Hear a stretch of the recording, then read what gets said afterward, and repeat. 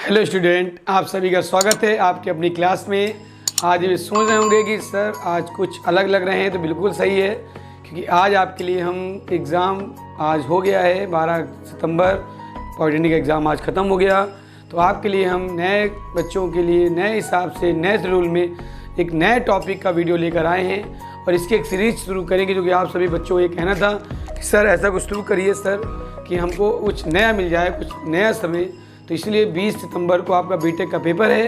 JEE mains के बाद अब बीटेक का पेपर आ गया है, सभी बच्चों को उसकी तैयारी में लग गए हैं। तो हमने सोचा कुछ ऐसा कुछ बताएं कि एक हफ्ते में आपको ऐसा कुछ मिले, 1 वीक में आप ऐसे कुछ टॉपिक तैयार करें फिजिक्स के अकॉर्डिंग, जिसमें आपको एग्ज़ाम में उसकी हेल्प मिले और आपको लगे कि सर ने हेल्प की है।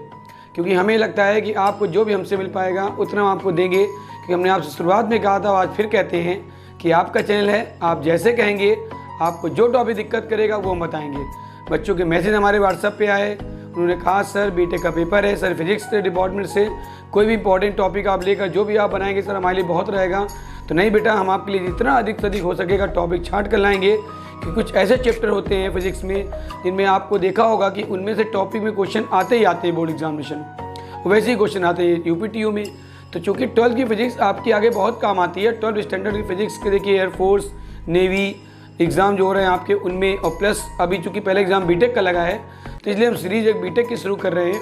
इसके हम जितने हो सकेंगे 1 वीक में आपके लिए उतने वीडियो डालेंगे, जिससे अधिक से अधिक टॉपिक की आप डिस्कस कर सकें। और देखिए उसी क्रम में आपका पेपर का सिलेबस शेड्यूल तो आपको पता ही होगा, उस सिलेबस के बारे में देखिए कुछ हम लेकर आए आपके सामने, दिख रहा होगा air force navy polytechnic and UPTU. This is the most important topic जो मैंने ले आया हूँ, most important UPTU classes part 1।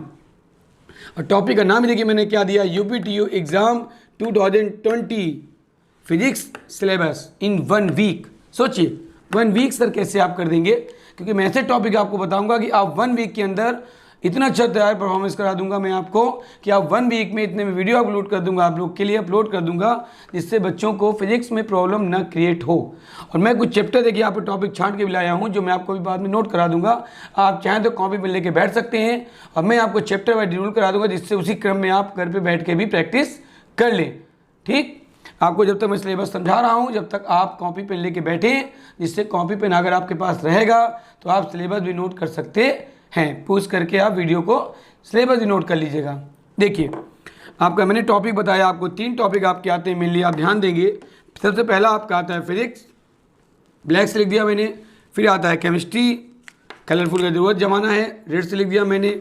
फिर आता है आपका मालूम क्या एम, मैथ, बना पीसीएम, फिजिक्स केमिस्ट्री मैथ। लेकिन आप गौर कर रहे होंगे कि फिजिक्स जो आता है वो नंबर 1 में आता है, केमिस्ट्री जो आता है वो नंबर 2 में आता है, और मैथ जो आता है वो नंबर 3 में आता है। तो मिलके बनता है पीसीएम, बनता है देखिए पीसीएम बना। लेकिन हम लोग को पहले फिजिक्स पढ़ाना है, क्योंकि आपको पता है कि जो हमारी क्लास है फिजिक्स बाय संतोष सर, वो केवल फिजिक्स लेके चलती है। और आपका पता है हमारा व्हाट्सएप नंबर आपके पास ना नोट हो तो नोट कर लीजिएगा, 8707651371। ओके, अब टॉपिक लेके अपना चलते हैं समय बचाते हुए। फिजिक्स में आपके पता है आपको 50 क्वेश्चन आते हैं और ईच क्वेश्चन 4 मार्क्स का होता है। तो कितना हो गया बेटा, 2000 मार्क्स, सॉरी 200 मार्क्स। केमिस्ट्री लेके आप चलेंगे तो आपके इसके 50 क्वेश्चन आते हैं, 4 marks each and no minus marking in every subject. और आपका ये भी कितना हुआ, 200 मार्क्स, नॉट 2000।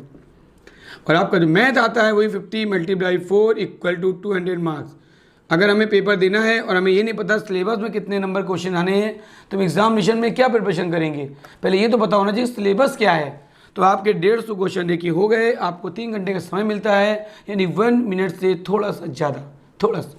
तो अगर आप अपने टाइम को सिलेबस से डिस्ट्रीब्यूट करेंगे कि अगर आपका 180 मिनट्स आपको मिलते हैं, मतलब 3 आवर, इसको अगर आप समय को डिस्ट्रीब्यूट करें तो कैसे करेंगे। तो पहला पार्ट आपका आता है देखिए केमिस्ट्री, आप पहले केमिस्ट्री लेके सॉल्व करिए, जो कि केमिस्ट्री टॉपिक ज़्यादा समय लेता है लेकिन टाइम कम लगता है, क्योंकि इसमें सॉल्विंग कम होती है। तो ये बड़ा अगर 40 मिनट में आप सॉल्व कर लेते हैं 50 क्वेश्चंस, तो आपके आगे टाइम बचेगा।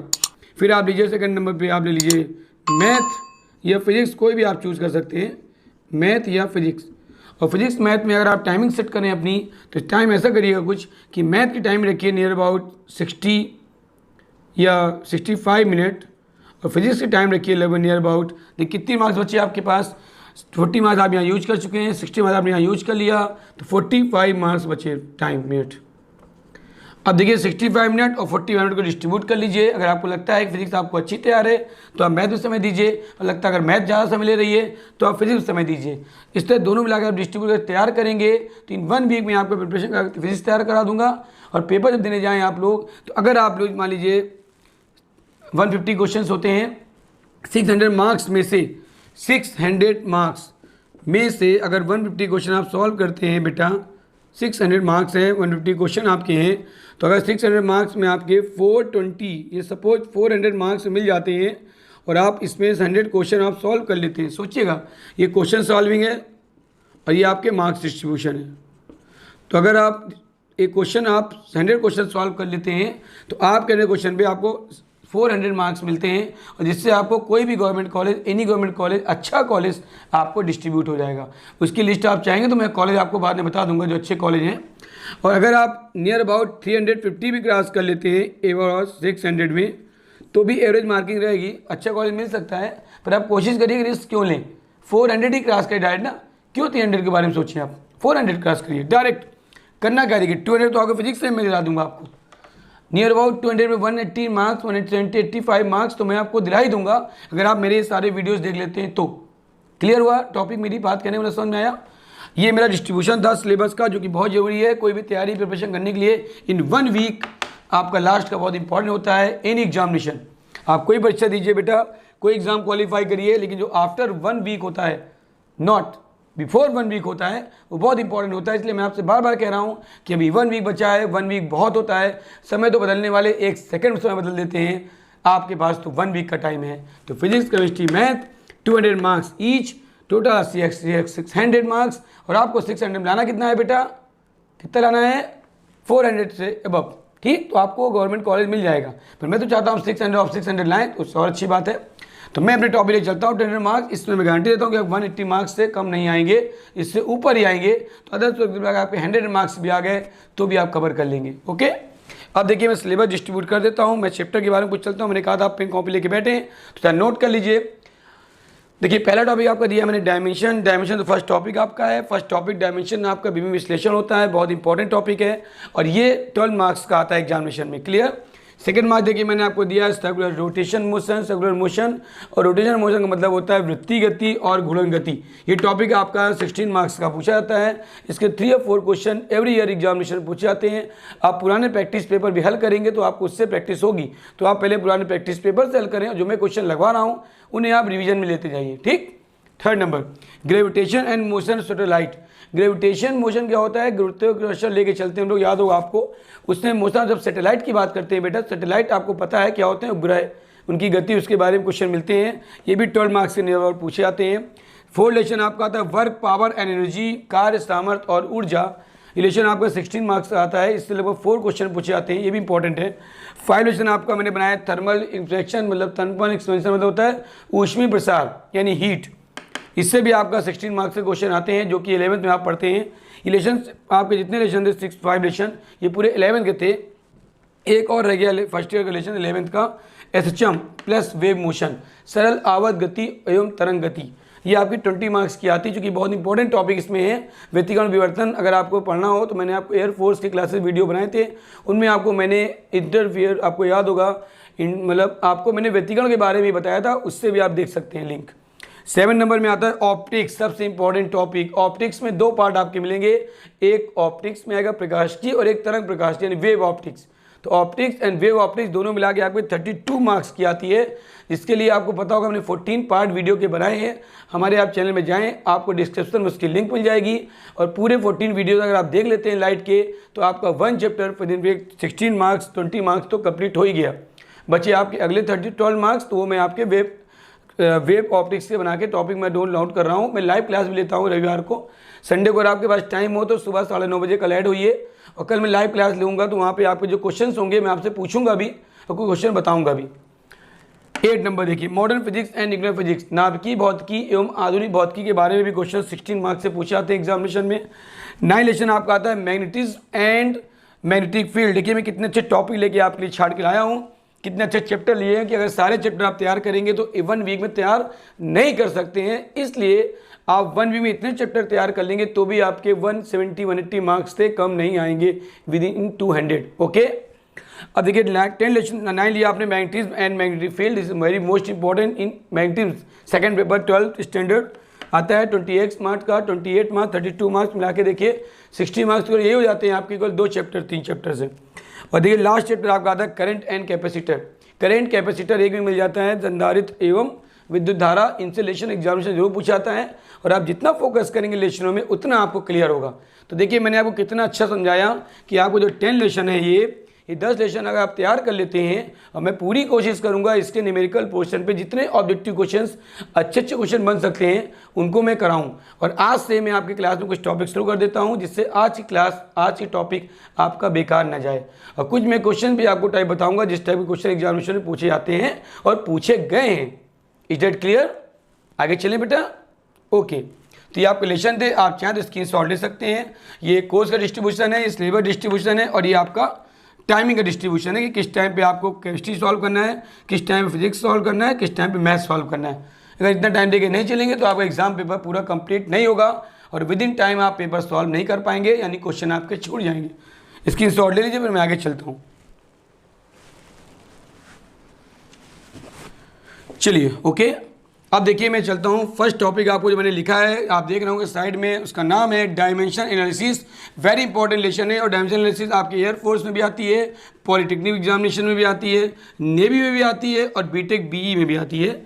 इसलिए आप बेसिक लेशन लेके चलिए डायमेंशन। और आपको पता होगा कि 11th का आपका फर्स्ट लेशन कौन सा है? डायमेंशन। स्टार्टिंग फिजिक्स की क्या होती है? डायमेंशन। डायमेंशन बिल्कुल फिजिक्स की रीढ़ है, समझ लीजिए। अगर डायमेंशन आपको आ गई तो फिजिक्स अपने आप क्लियर हो जाती है। कॉन्सेप्ट देखिए, ठीक है, ध्यान दीजिएगा बेटा। डायमेंशन एनालिसिस पहला टॉपिक, फर्स्ट टॉपिक, ठीक। Dimension analysis. अगर 12 के बाद बीटेक पास करना है, अच्छे नंबर लाने, अच्छे कॉलेज देना है तो आपको अभी से बेसिक लेके चलना पड़ेगा। 11th अगर आप 11th में हैं तो अभी से बेसिक पकड़िए इस चीज़ों को। अगर आप 12 पास कर रहे हैं तो भी आप पकड़ रहिए, क्योंकि 12 के बाद आपको बीटेक एग्जाम देना होगा। और अगर आप 10th में हैं तो फ्यूचर अगर आपका बीटेक में है तो अभी से मेरे वीडियो को लाइक करिए, शेयर कीजिए, सब्सक्राइब कीजिए। मैं आपको टॉपिक वाइज ऐसे वीडियो बना के लाता रहूँगा और बोर्ड एग्जाम के अकॉर्डिंग कंपटीशन की तैयारी बीटेक के रूप में कराता रहूँगा। ये मेरी कविता थी छोटी सी। अब देखिए डायमेंशन एनालिसिस लेके चलते हैं बेटा हम लोग। पहला टॉपिक सबसे पहले आपकी आती है डायमेंशन का चार्ट बनता है। उसका चार्ट अगर आप याद कर लेंगे तो डायमेंशन आपको हलवा लगेगी, क्योंकि बिना हलवा के कुछ नहीं होता। अब देखिए पहला आप लेके चले, इसमें 2 पार्ट हमने कर लिए इसके। यहाँ पे लिखा हमने राशियाँ, तो राशियाँ आपकी पहले आती है लंबाई, दूसरी आती है द्रव्यमान, तीसरी आती है समय और चौथा आता है ताप। लंबाई का बना लेंथ एल से आएगा, द्रव्यमान का बना एम, मास एम से आएगा, समय का बना टी, टाइम टी से आएगा और ताप टेम्परेचर से बना, इसलिए इसको थीटा मान के चलते हैं। तो 4 डायमेंशन क्लियर हुई आपकी। मेन बेसिक चीज़ें हैं लंबाई, लेंथ, द्रव्यमान, मास, टाइम, समय और टेम्परेचर का थीटा। ओके, अब इन 4 डायमेंशन को आप याद कर लेंगे तो आगे एक और जोड़ लीजिए। सेकंड पेपर इंक्लूड आपका हो चुका है, ये 11th में काम आती हैं। तो ये आपकी कौन सी हो जाएगी बेटा? हीट, यानी कि विद्युत धारा। विद्युत धारा, तो धारा क्या बनेगी बेटा? एम्पियर। आप शॉर्ट में धारा भी लिख सकते हैं, कोई दिक्कत नहीं, जगह कम पड़ रही हो तो धारा एम्पियर, लेकिन सब कहेंगे किसमें? बड़े ब्रैकेट में। अब इसके देखिए चार्ट हम बनाए जब इसका, तो डायमेंशन के लिए आपको कुछ इंपॉर्टेंट डायमेंशन बताता हूँ जो 12th standard very most important हैं और कंपटीशन में तो आती ही आती हैं। ओके, देखिए ये चार्ट आप बना लिए, चार्ट क्लियर हो गया। अब देखिए पहले डायमेंशन लेके चलते हैं बेटा, फर्स्ट डायमेंशन लेके चलते हैं। पहले आप डायमेंशन ले ली बेटा फर्स्ट डायमेंशन अकॉर्डिंग। तो आपकी पहली बीमा कौन सी आती है बेटा? स्टार्टिंग करेंगे आप, तो आपने नाम सुना होगा, अगर ध्यान दिया हो, अगर याद हो तो छोटी 2 डायमेंशन बता दो, मुझे बहुत काम आती हैं। एक आती है आपकी विद्युतशीलता की बीमा, बहुत इंपॉर्टेंट है। विद्युतशीलता संकेत क्या होता है इसका? एप्सिलॉन नॉट, ठीक। लेकिन इसका फॉर्मूला क्या होता है? ध्यान दीजिएगा, एप्सिलॉन बराबर होता है बेटा, रेट से आपको दिखेगा नहीं, कोई बात नहीं, बराबर होता है Q1 × Q2 upon F × R²। Q1 Q2 क्या है? देखिए आपका आवेश है, आवेश की क्या होती है? IT, फॉर्मूला पढ़ा होगा, Q बराबर एक फॉर्मूला होता है IT, तो I फॉर क्या हुआ? एम्पियर, और T फॉर क्या हुआ? टाइम। तो बहुत इंपॉर्टेंट बीमा है वैद्युत आवेश की, Q बराबर AT कंप्लीट। देखिए यहाँ लेके चलेंगे, इसके आगे AT यहाँ भी आएगा, AT डायरेक्ट भी इसका आंसर लिख सकते हैं m-1 l-3 t⁴ a²। लेकिन हम अलग से क्यों निकाल दिखा रहे हैं आपको आने लगे। और f क्या होता है देखिए, बल ml-t-2 लेके चलेंगे और l होता है l²। ऊपर इसको ले जाएंगे देखिए तो ऊपर तो हो गया आपको पता है a² t² हो जाएगा, ये ऊपर जाएगा तो हो जाएगा m-1, l ऊपर गया तो -3 t⁴ हो जाएगा, क्योंकि माइनस से ऊपर गया तो प्लस आता है बेटा। अब देखिए इसको आगे लेके चलते हैं हम लोग, तो क्या था एप्सिलॉन नॉट आपका बनेगा यहाँ से, तो देखिए m-1 पहले आ गया, l-3 है तो पहले आ गया, t² है यहाँ पे t2 है तो जुड़ गया, और यहाँ पे a² is the dimension of epsilon not. Is that clear? Have any problem? Clear हुआ बेटा सबको? ये डायमेंशन क्लियर हो गई जो मैंने ब्रैकेट लगाई? Very most important. इसका यूनिट भी कहीं पूछ देता है तो यूनिट आप निकाल सकते हैं। कूलाम का नियम फॉर्मूला पढ़ा होगा आपने, F बराबर 1/4 pi epsilon not Q1 Q2 upon r²। This is the formula of coulombs law. Coulombs law very very most important formula in electrostatic. अगर आपको टॉपिक में डाउट हो तो मैंने इलेक्ट्रोस्टैटिक के 10 वीडियो बनाए हैं, और आप हमारे चैनल में जाएंगे, वहाँ डिस्क्रिप्शन में आप देखेंगे तो आपको वहाँ पे उसकी लिंक मिल जाएगी, आप वहाँ से लिंक लेके आप वीडियो देख सकते हैं। तो आपको इलेक्ट्रोस्टैटिक भी तैयार हो जाएगा बिना प्रिपरेशन करे। बस हाँ, कुछ पाने के लिए कुछ खोना पड़ता है, और नहीं तो एग्ज़ाम के बाद तो रोना ही पड़ता है। इसलिए प्रयास करिए रोना ना पड़े और कुछ खोना भी ना पड़े। चलिए खैर देखिए इसका मान निकालेंगे तो आएगा एप्सिलॉन नॉट बराबर आएगा बेटा Q1 into Q2 upon F into r²। अब बताइए Q1 Q2 क्या है सर? क्या है? आवेश है। आवेश का मात्रा क्या होता है बेटा? कूलाम होता है। तो यहाँ पे क्या आया देखिए कूलाम, यहाँ भी क्या आया देखिए कूलाम, और अपॉन बल का मात्रक क्या हुआ? न्यूटन, और इसका दूरी का मात्रक क्या हुआ? मीटर²। तो क्या बना फॉर्मूला? न्यूटन मीटर स्क्वायर प्रति किलोग्राम स्क्वायर। याद रहेगा, भूलेगा तो नहीं? इसको मैं जूम कर दूंगा, न्यूटन मीटर स्क्वायर प्रति कूलाम स्क्वायर। लेकिन नहीं सर, ये 1/एप्सिलॉन नॉट का मान होता है। जब नीचे लेके जाएंगे तो गलत हो जाएगा। सर क्या हो जाएगा? ये मात्रक बनेगा बेटा कूलाम स्क्वायर प्रति न्यूटन मीटर स्क्वायर। अब तो नहीं भूलेगा, कूलाम स्क्वायर प्रति न्यूटन मीटर स्क्वायर। याद रखिएगा। क्लियर हो गया ना? अगर यहाँ ना दिख रहा हो तो कोई बात नहीं, मैं ऊपर लिख देता हूँ आपको, कूलाम स्क्वायर प्रति newton metre square unit of epsilon nought. Clear हुआ? आप यहाँ पे देखिए, आपको याद होना चाहिए। उद्देश्य ये नहीं है कि मैं नीचे लिख दूँ आपको दिखे ना, उद्देश्य ये है कि मैं जहाँ भी लिखूँ आपको दिखे। ये वेरी इंपॉर्टेंट डायमेंशन है, नोट कर सकते हैं आप, चाहे तो स्क्रीनशॉट ले सकते हैं इसका। Very important dimension and unit. निर्वात की विद्युतशीलता बहुत इंपॉर्टेंट है, एग्जाम में बहुत पूछी है ये। क्लियर हुआ बेटा यहाँ तक? ओके। अब देखिए दूसरी डायमेंशन लेके आता हूँ। मैं आपको 4-5 डायमेंशन बताऊंगा, और हो सकता है उन्हीं 4-5 में से 1-2 आपको मिल जाए एग्जामिनेशन में। वेरी इंपॉर्टेंट, क्योंकि डायमेंशन है आपकी। अब देखिए सेकंड आप डायमेंशन पढ़ते हैं, जब इसके आगे बढ़ते हैं तो आप पढ़ते एक डायमेंशन आती है वैद्युत फ्लक्स की। अगर नाम सुना आपने, इसी का अगला लेशन आपको पढ़ता है, गॉस प्रमेय के अकॉर्डिंग आता है। और डायमेंशन क्या आती है? वैद्युत फ्लक्स। ध्यान दीजिएगा, सेकंड नंबर डायमेंशन वैद्युत फ्लक्स, और बहुत पूछी जाती है एग्जाम में वैद्युत फ्लक्स। फॉर्मूला इसका होता है फाई ई बराबर बेटा ई, ध्यान दीजिएगा अच्छी, कोई जल्दी नहीं है, कोई आराम से, कोई जल्दी नहीं बेटा। फाई बराबर ई इंटू ए। क्लियर है यहाँ तक ना बेटा? ई इंटू ए, इसको समझ EDA मानते हैं, याद है? इसका फॉर्मूला होता है integration of a phi E dot d A equal to क्या होता है बेटा? फाई ई बराबर, फाई ई लिखते हैं, कहीं कहीं फाई लिखते हैं। इलेक्ट्रिक फ्लक्स को बोलते हैं ई डॉट डी ए। जब इसे सॉल्व करते हैं तो बनता है EDA cos theta, EDA cos theta. जब कहते हैं इंटीग्रेशन तो ये बाहर निकल आता है, वो तो बात की बात है।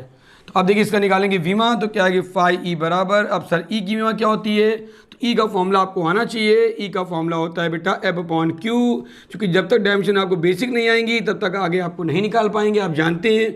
F क्या होगा हम पूरा आपको बताएंगे, MLT-2, Q की क्या होती है? AT, ऊपर गया तो क्या आया? MLT-3 A-1 आया। देखिए MLT-3 A-1, और नेक्स्ट स्क्वायर क्षेत्रफल क्या होता है? लंबाई गुणे चौड़ाई।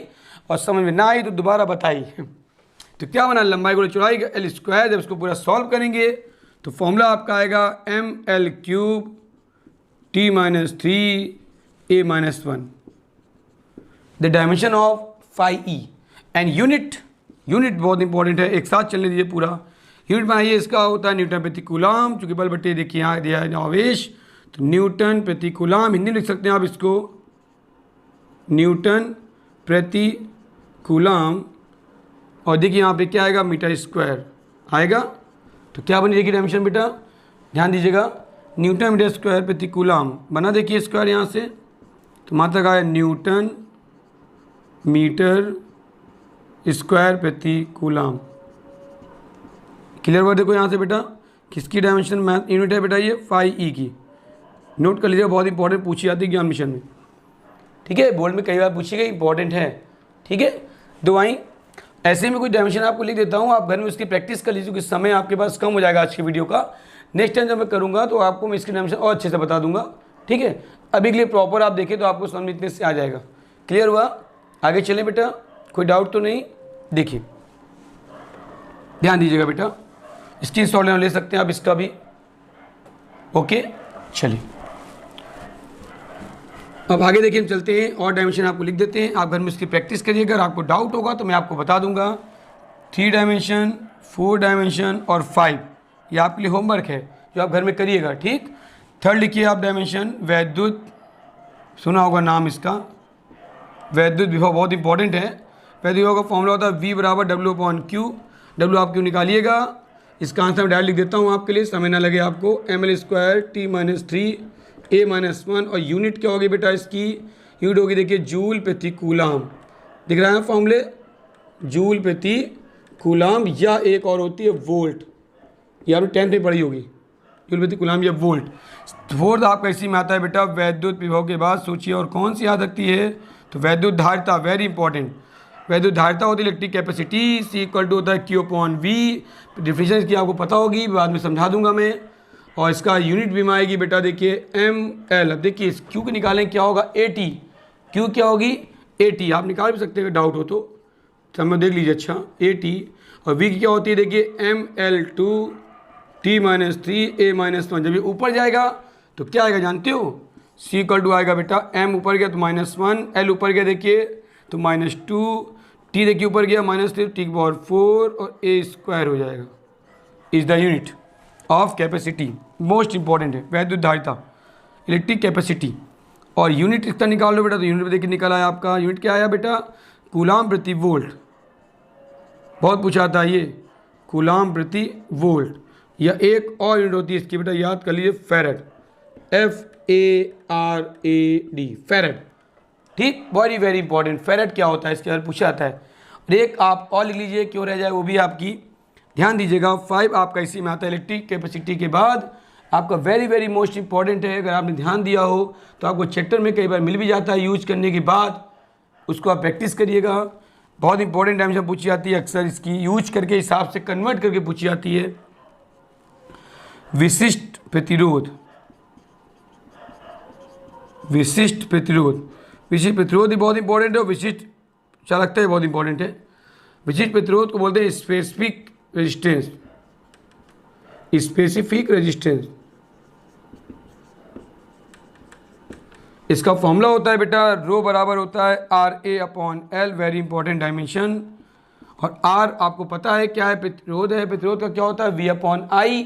तो V की क्या निकाली देखो हमने, ml² T-3 A-1, I ऊपर और जाएगा तो हो जाएगा ml² ml2 कह दीजिए T-3 A-2। A की क्या हो गई देखिए L² अपॉन L की क्या आ गई L। देखिए इस L से L ये कट जाएगा, मान लीजिए सपोज, तो एक L बचेगा, L इसमें गुणा हो जाएगा तो आएगी बीमा ml3। देखिए T-3 यहाँ भी है तो T-3 यहाँ लिख दीजिए बेटा, और A-2 आएगा, आया। और निकालेगा इसकी यूनिट, क्या निकाले बेटा यूनिट, तो क्या बनेगी यूनिट बताइए। देखिए R का मात्रक क्या होता है बेटा, ध्यान दीजिएगा, दिख रहा हो आपको तो, R का मात्रक होता है ओम, ठीक। क्षेत्रफल का मात्रक क्या होता है, सर बताया था अभी आपने भूल गए, मीटर स्क्वायर। और लंबाई का मात्रक क्या होता है मीटर। यहाँ तक क्लियर हुआ, देखिए समझ में आया। अब मीटर से मीटर क्या हुआ, कट जाएगा तो मात्रक क्या बना बेटा, ओम मीटर बना, ओम मीटर। यहाँ तक बेटा क्लियर हुआ आपको, कोई डाउट तो नहीं बेटा। यहाँ तक क्लियर हुआ आपको? कोई डाउट तो नहीं बेटा? आगे चलें? ओके, अब इसको सॉल्व करेंगे आगे, देखिए हम लोग, ठीक है। तो आएगा ओम मीटर। तो मैंने देखिए 5 डायमेंशन आपको कराई और पांचों वेरी इंपॉर्टेंट थी। और अगली क्लास जब लाऊंगा मैं तो आपको इसकी और इंपॉर्टेंट डायमेंशन लेकर आऊँगा। अगर आपको लगा हो कि नहीं सर ने मेहनत की और आपको लगा हो कि हमें डायमेंशन कुछ क्लियर हो गई, तो आप और मुझे मैसेज करिए मेरे व्हाट्सएप नंबर पे, कमेंट करिए, और मैं आपको ऐसे ही 1 वीक के अंदर इससे अच्छे टॉपिक के न्यूमेरिकल लगवाता रहूँगा कि जो डायमेंशन न्यूमेरिकल आते हैं वो इसी तरह के आते हैं। और अगला टॉपिक पढ़ाऊँगा आपको मैं, इसी क्रम में पढ़ाता जाऊँगा, तो इसको आप नोट कर लीजिएगा और स्क्रीनशॉट लेके रिवाइज कर लीजिएगा। अब अगली क्लास में आपको फिर आगे चलेंगे हम, ठीक है। अगर आपको अच्छा लगा हो तो आप इसे लाइक करिए, शेयर कीजिए और सब्सक्राइब कीजिए। Okay, thank you, have a nice day.